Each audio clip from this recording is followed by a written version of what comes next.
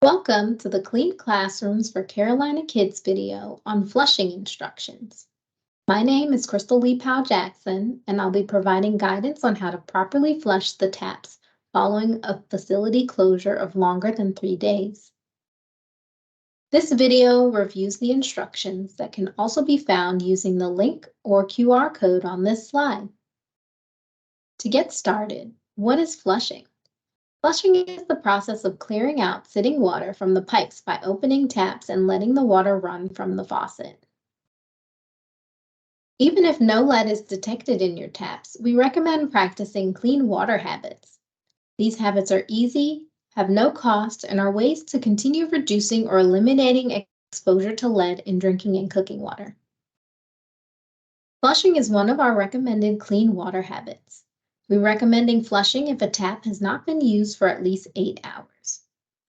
When water is not used, it sits in the pipes and plumbing within the building. As water sits, it is more likely to accumulate lead from the pipes and plumbing.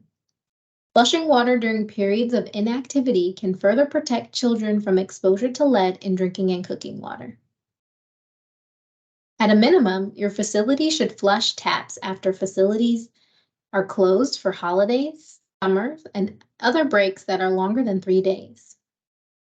Flushing will also be required if you need to conduct follow-up sampling. Facilities will be notified to conduct follow-up sampling if any taps have had lead at or above 150 parts per billion in the initial sampling. A video on follow-up sampling is also available on our resources page.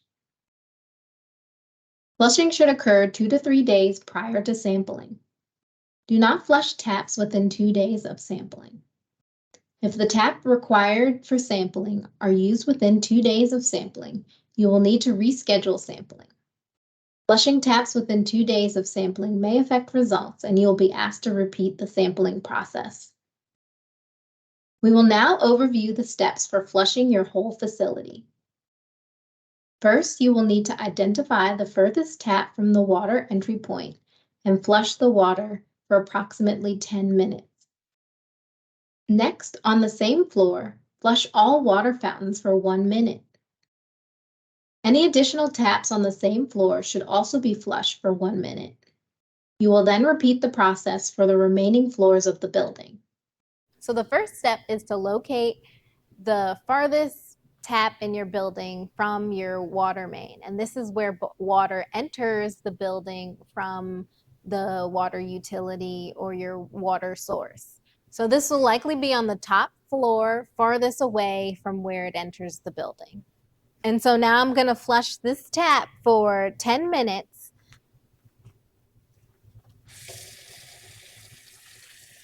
And while this tap flushes, I'm going to go ahead and locate the other taps. If my facility has wings, I'll need to locate the furthest tap on each of those wings that are farthest from the water main. At the same time that this tap is flushing, I'm going to flush those taps.